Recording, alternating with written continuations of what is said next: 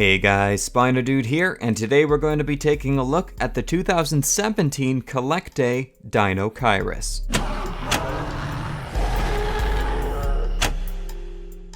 Alright, so here we are with the 2017 Deluxe Deinocheirus. There are two Deinocheirus figures from CollectA.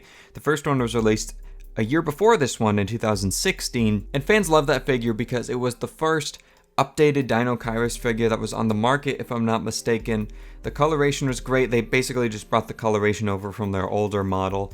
But the one problem with it was way too small. It was part of their standard range. So CollectA listened to their fans, and the following year, very efficiently, they made a deluxe version, which a lot of people still say this one is still too small. And I do agree, Deinocheirus was absolutely massive. I've seen the arms in person at the American Museum of Natural History in New York City. But I will say I think this figure is a decent size. It's actually slightly larger than I was expecting in person. It was pretty much what I would expect for a size of a Deinocheirus figure. It feels comparable to other large theropod figures that we get from CollectA and from most other companies. Now, first thing I'd like to address is the coloration. It's beautiful. I love the natural brown just bordered with this royal blue, and the black along the hump is great. The white on the fan on the end of the tail is also great.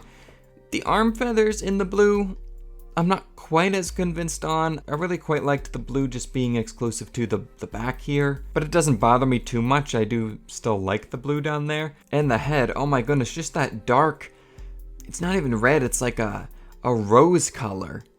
That's absolutely beautiful. It's like a dark magenta almost, bordered with the white markings there and the glossy black eye and that little mohawk of the spiky black feathers. It looks so tribal. It's very bird-like, very exotic, and it fits Deinocheirus extremely well. Deinocheirus was a very strange animal, to say the least. While we're talking about the head, why don't we zoom in and just take a closer look at the head while we're here. The head on this figure is beautiful. It gets Deinocheirus's skull shape pretty much spot on here. It does look like there's a little bit of shrink wrapping around the eyes and right in front of the eyes there on the snout, which is unfortunate, but it's not that noticeable, so it doesn't really bother me. So yeah, the head is absolutely gorgeous on this one.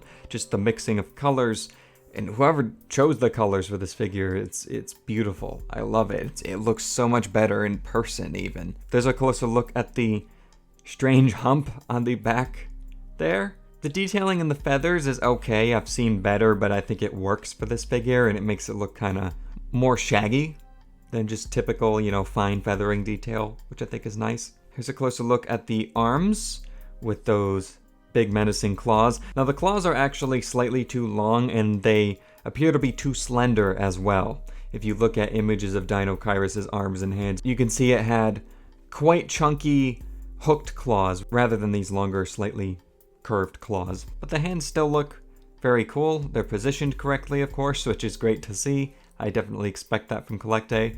The wings. You remember me talking about this with the Dinosaurs. This bugs me so much, and it might bug me even more on this figure because they have such nice feathering going throughout. And maybe that's the reason the blue bothers me on the wings, is because it brings attention to it even more. I think if they made the wing brown and connected it all the way down to the base of the bottom finger there, it would have looked so much better. I think I would have liked it better if it didn't have wings and just had some more shaggy feathers kind of hanging down off the arms. But I mean, I can't overlook it because this is such a beautiful figure overall. Anyway, legs, very nicely sculpted. The feet do look a little strange. The toes aren't that splayed, and the claws are very blunted on them.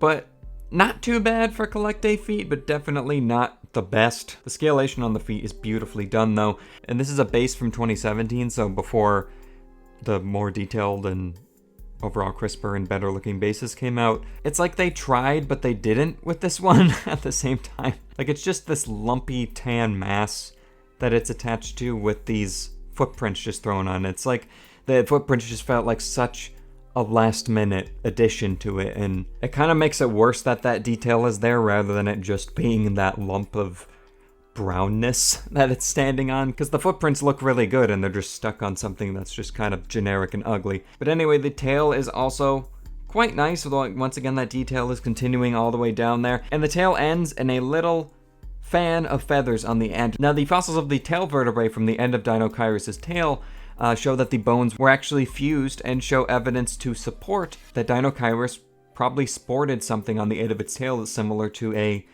fan of feathers like this. Now, for those supports to be present on the tail vertebrae, I do think that this is a little bit small for a tail fan. Like, I'm thinking that it was either a tail fan like this or it was really shaggy feathers that were just hanging off the end of the tail. But I do really like the coloration on this, just the splash of white. Once again, bringing that in from the head on the figure is lovely, and there is like a dark indigo blue in there as well. But anyway, I think that covers everything I have to say on this figure. Definitely one of the best and only figures of Deinocheirus that's out there right now. If you want one just for sheer size, then I definitely recommend it. I forgot to address the pose, but there's not much to talk about. It's a pretty generic pose. Nothing to write home about, but it's nothing that bothers me, so I'm okay with it. And mine is unfortunately warped. I got mine off eBay for a very good deal, but the base is warped, so it rocks back and forth like that. But at least it settles down and balances properly. But anyway, in case you're wondering how large this figure is, this Deinocheirus measures in at about 12 inches long, exactly a foot long, pretty much, which is about 30 centimeters. And in terms of the height at the highest point, which is the top of the head there, we're looking at just under 6 inches, which is about 14.5 centimeters. And for a quick comparison, I wanted to bring out my favorite CollectA figure at the moment, which is the Carnotaurus. The Deinocheirus is my second favorite right now. And I just wanted to show them next to each other, mainly to show off the bases. On the Carnotaurus, we just recently reviewed this one, so you see that they put much more effort into the base on this one, which looks beautiful. And then on the Deinocheirus here, it's just a slab of brown. I think it would be cool if they reissued some of these more recent deluxe figures that have bases with the newer style of base, because I really like this base on the Carnotaurus. I like how it looks like it's just a chunk pulled out of the ground, rather than just this lumpy thing that we get with the Deinocheirus. But anyway, these are my two favorite CollectA figures that I own at the moment. Definitely recommend the Deinocheirus if you can get your hands on it. I'll put links down below to a bunch of shops that have this one in stock. But that's going to do it for this video, guys. Let me know what you think of this one down below. Leave a like if you liked, and I'll see you guys in my next video. So take care, and bye-bye.